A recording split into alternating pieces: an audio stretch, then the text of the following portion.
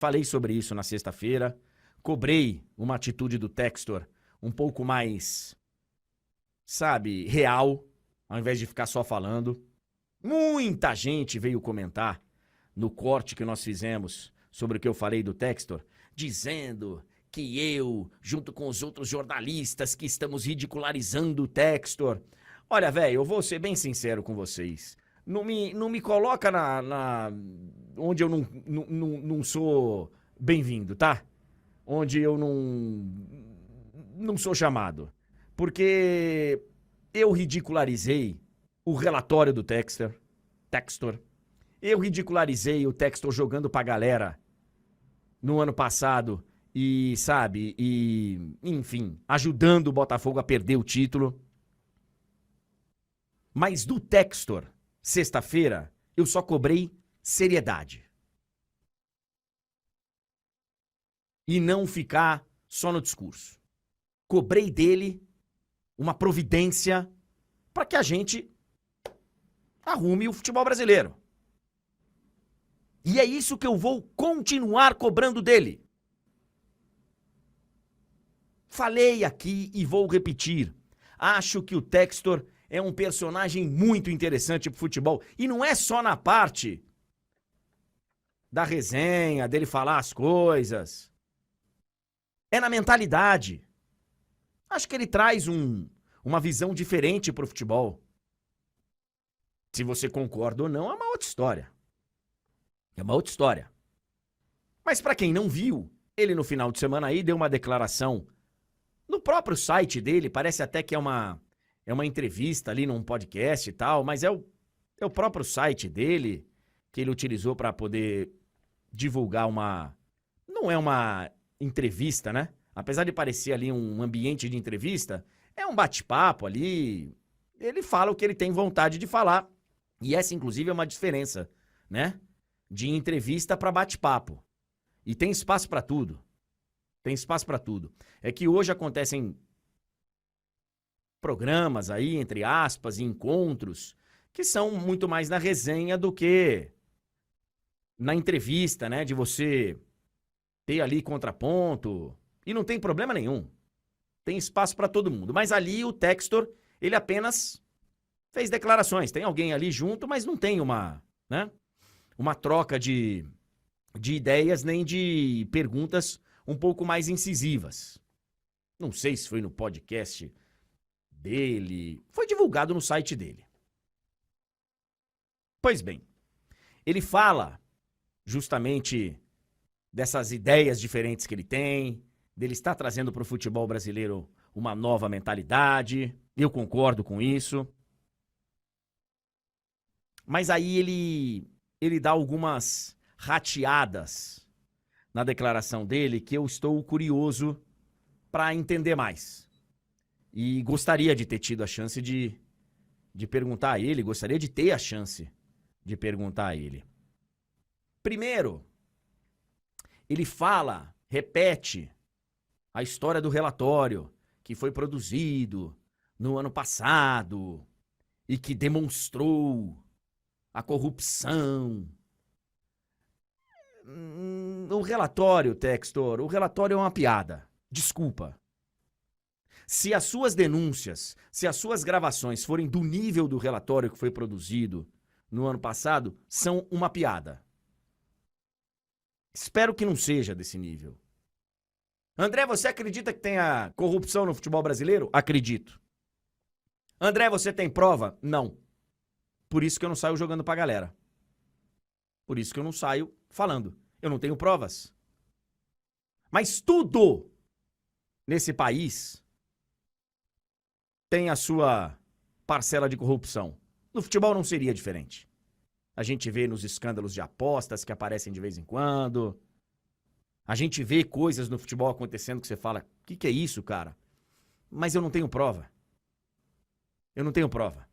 E aí é muito perigoso você fazer o que o Textor fez na semana passada, que foi falar, eu tenho aqui gravação e tal. Mas vamos lá. Vamos seguir aqui com a declaração dele.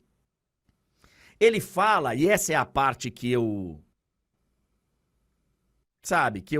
não concordo com o Textor, porque ele, mais uma vez, ele fala assim, os jogadores do Botafogo, na reta final do campeonato, ano passado, eles tiveram que lidar com muita coisa dentro de campo, mas também muita coisa fora de campo. Tinha muita coisa acontecendo fora de campo. E que os jogadores entenderam e tinham que lidar com isso. Essa é a parte, Textor, que, porra, que... Ou você mostra o que tem, ou, cara, para de blá, blá, blá. Porque o Botafogo, até onde eu tenho conhecimento, perdeu o Campeonato Brasileiro dentro de campo. Dentro de campo. O Botafogo teve a chance de fazer o 4º gol lá, o Tiquinho Soares desperdiçou o pênalti. Então, para de fazer essa conexão, jogando no ar, nas entrelinhas, que os jogadores tinham que lidar com coisas fora de campo, que estavam acontecendo. Ou apresenta as provas, ou velho, entra na fila do chororô. Porque, pô, pra chorar tem um monte, cara. Toda rodada do Campeonato Brasileiro tem alguém chorando por causa da arbitragem. Toda rodada tem reclamação. Se bobear, todo jogo tem um motivo pra um ou outro reclamar. Futebol é assim, cara. Agora, ou você prova que há a má intenção, ou... Porque, velho, não dá. Aquele relatório... resultado da partida, resultado real do jogo foi outro. Pô, para. E aí o engraçado é que ele fala que os jogadores tiveram que lidar com o fora de campo, mas um minuto depois ele vem e fala, eu nunca falei de Série A ou B. Pode pegar aí nas minhas falas, também nunca chamei o Edinaldo de corrupto, e ele não chamou o Edinaldo de corrupto até onde eu saiba. Ele falou que o Campeonato Brasileiro era um roubo, que tinha corrupção, e aí ele cobrava a demissão do Edinaldo, como se fosse um presidente de uma NFL, NBA e tal, né? Um presidente de uma grande corporação. Tem alguma coisa de errada na corporação, o presidente pede demissão, mesmo não sendo responsável.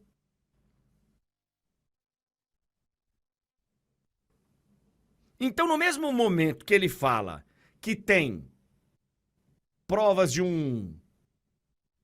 uma manipulação num Palmeiras e Fortaleza de 2022, ele tira a responsabilidade do Palmeiras, ele fala, olha, até onde eu sei, o Palmeiras não teve nada a ver com isso.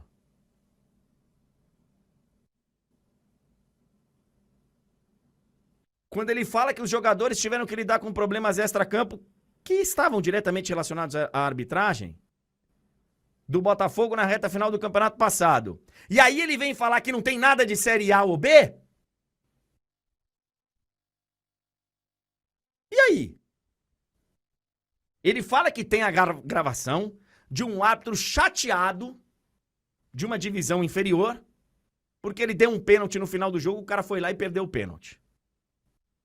Que ele fez de tudo pro time lá ou ganhar, ou empatar, enfim, não sei, mas que o cara perdeu o pênalti.